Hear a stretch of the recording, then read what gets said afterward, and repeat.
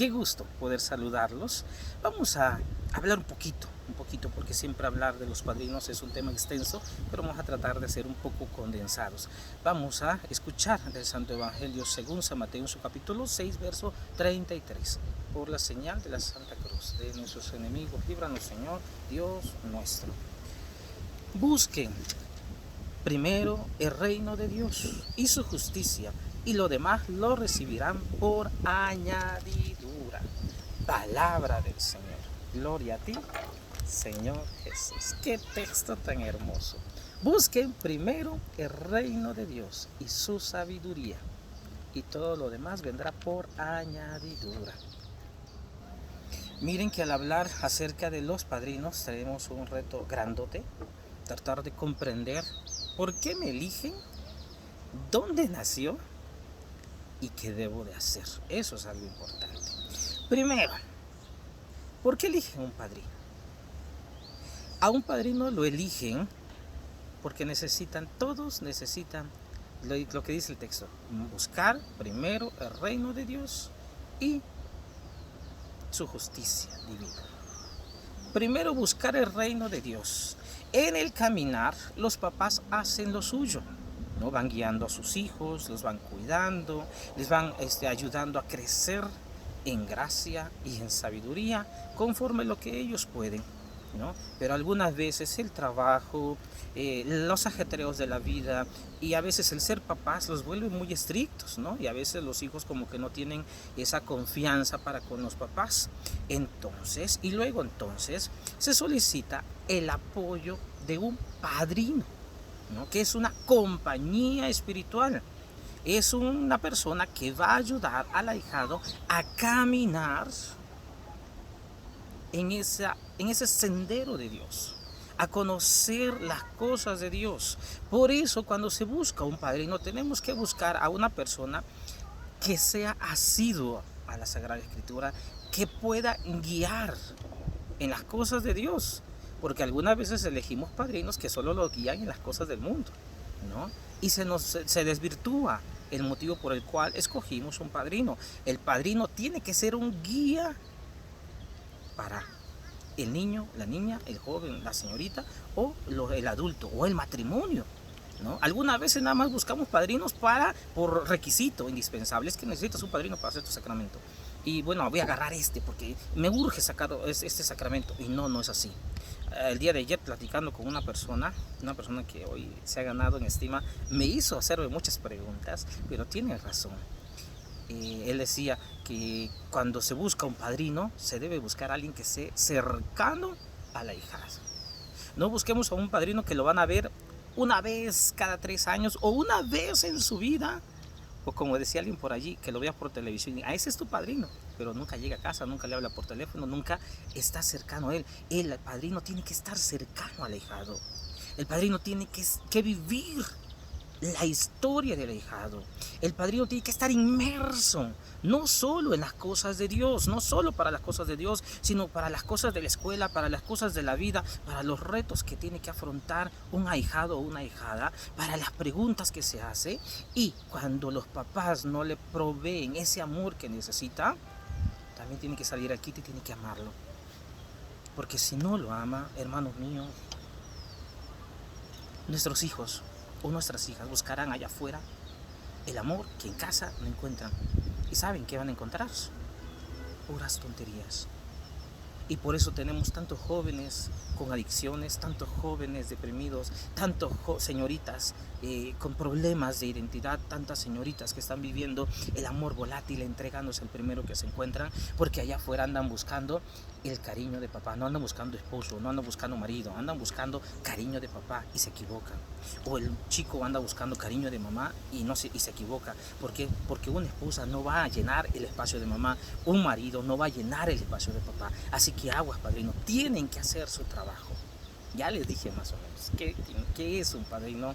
Y un padrino es un compañero espiritual, una compañía espiritual a tiempo y a destiempo, diría Timoteo, ¿no? Pero ¿de dónde nace esta figura? Yo también me di la tarea de investigar, ¿no? El rol del padrino de bautizo, en especial voy a hablar de bautizo porque es la fuente de todos los padrinazgos, ¿no? Y es la fuente de todos los sacramentos, pero no es específico del sacramento del bautismo. Voy a hablar en general, ¿no? Dice que el rol de los padrinos, dice, tiene su raíz en el rol del patrocinador del catecumenado, que se originó en la iglesia primitiva. Recuerden que hasta el año 313 la iglesia estuvo bajo la persecución del imperio romano, que tenía que ser cautelosa en cuanto a sus asuntos para prevenir la infiltración y la persecución de los paganos. Recuerden que en los primeros siglos la iglesia era perseguida, por eso habían catacumbas. ¿Qué eran las catacumbas?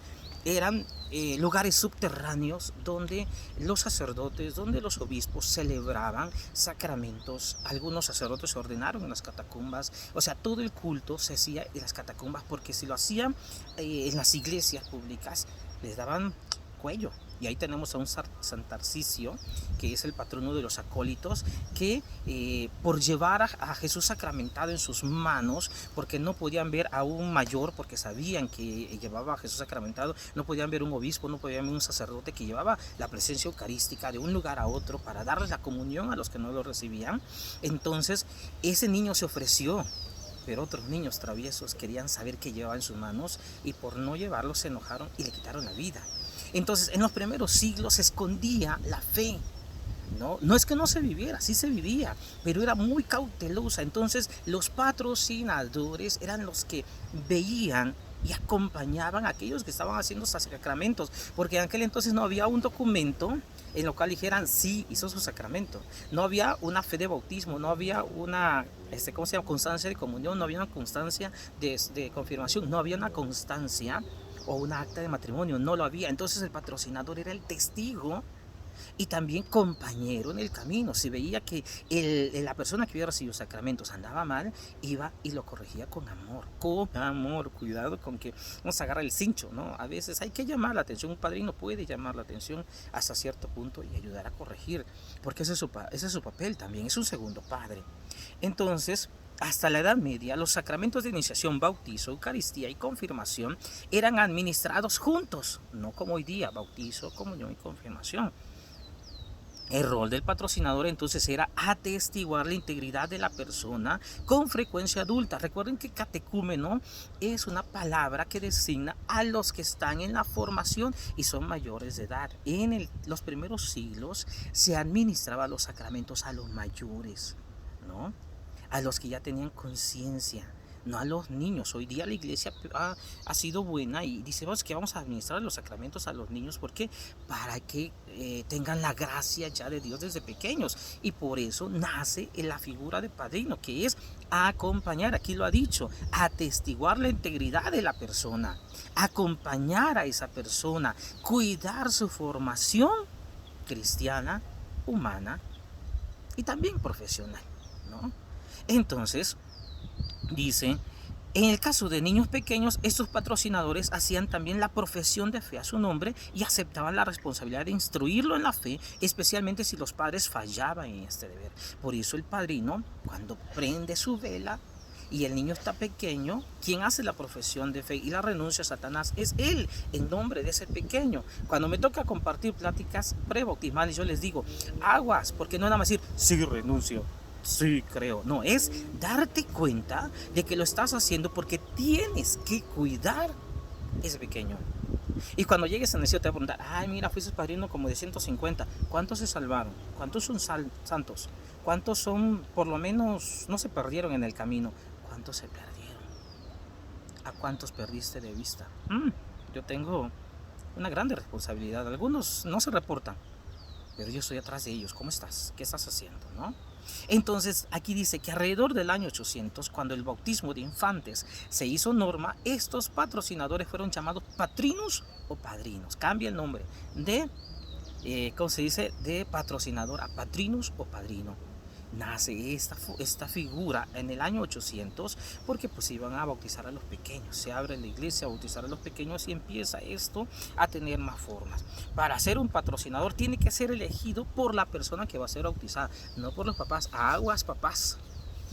Claro que cuando es pequeño el niño no va a decir a este lo quiero, no, pero por lo menos buscar la mejor opción, la mejor persona, porque algunas veces nosotros buscamos conveniencia, buscamos que tenga paga, que tenga un buen puesto político, perdón, porque tenga una situación estable, porque le va a dar. No, tenemos que buscar una persona que esté cerca de Dios, que sea buen ejemplo. Tengo una amiga que siempre me dice, vamos a ir a platicar con tu párroco porque te estás portando mal. Ella sabe de quién estoy hablando, y ciertamente ella es una buena patrocinadora. ¿Ve? Tiene mano dura, pero es una persona que nos ayuda a darnos cuenta de que algunas veces o muchas veces nos estamos portando mal y no estamos siendo buen testimonio. Por eso tenemos que estar muy atentos a que el patrocinador o el padrino debe de ser la persona idónea, ¿no? Idónea. Voy a mencionar los requisitos para ser un padrino o una madrina. Hoy día los papás tienen una tarea grande, buscar a la persona idónea. Eso lo vamos a hablar en el siguiente video.